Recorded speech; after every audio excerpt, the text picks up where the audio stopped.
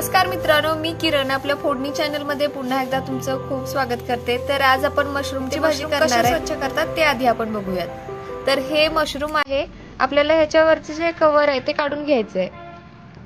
तर चाकूच्या साहाय्याने तुम्ही हे काढू शकता।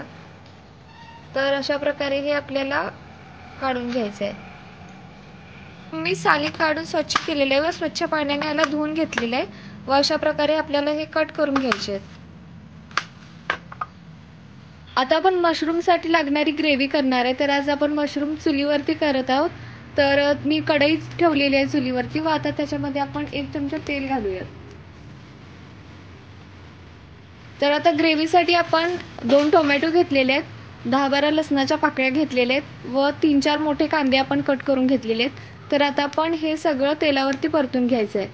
आता आपलं तेल देखील छान कडकडीत गरम झालेलं आहे। तर मी हा कांदा तेलामध्ये घालते।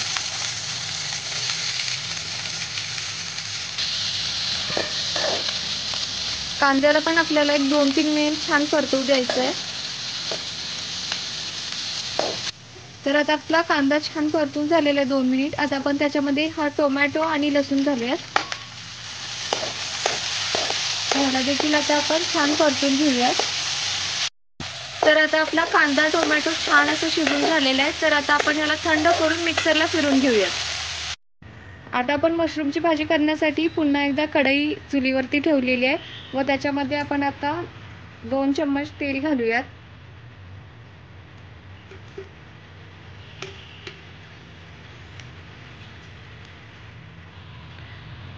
मगाशी जे आपण कांदा टोमॅटो मिक्सरला फिरून घेतलं होतं ते आता आपण तेलामध्ये घालूयात।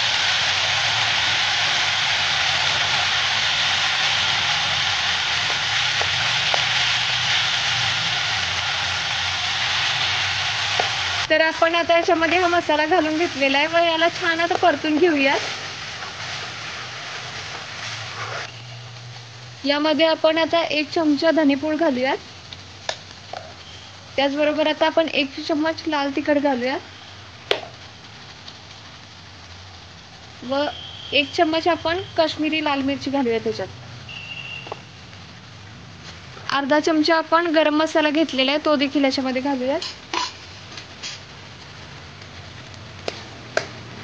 व या मसाल्यांना छान असं परतून घेऊया आपण।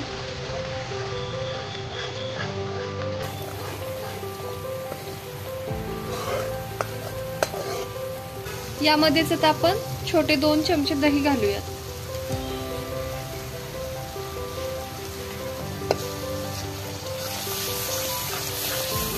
त्याचबरोबर आपण याच्यामध्ये अर्धा चमच हळद देखील घालूयात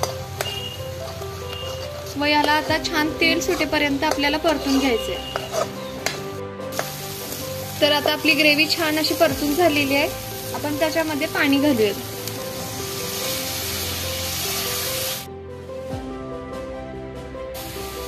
आपल्याला ग्रेव्ही कशी करायची आहे त्याप्रमाणे आपण पाणी घालायचं त्याच्यामध्ये।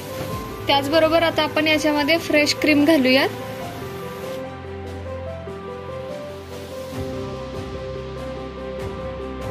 हे छान मिक्स करून घेऊयात। किती छान कलर आलाय बघा।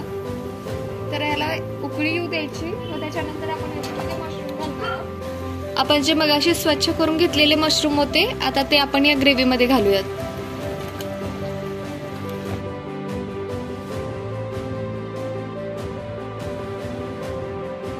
यामध्ये आपण चवीनुसार मीठ घालूयात।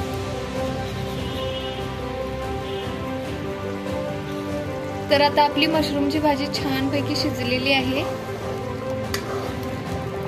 आता खाण्यासाठी तयार आहे आपली ही झटपट होणारी मशरूमची भाजी। ही भाजी तुम्हाला कशी वाटली ही आम्हाला कमेंटमध्ये नक्की सांगा व आमच्या चॅनलला लाईक व सबस्क्राईब करायला विसरू नका। धन्यवाद।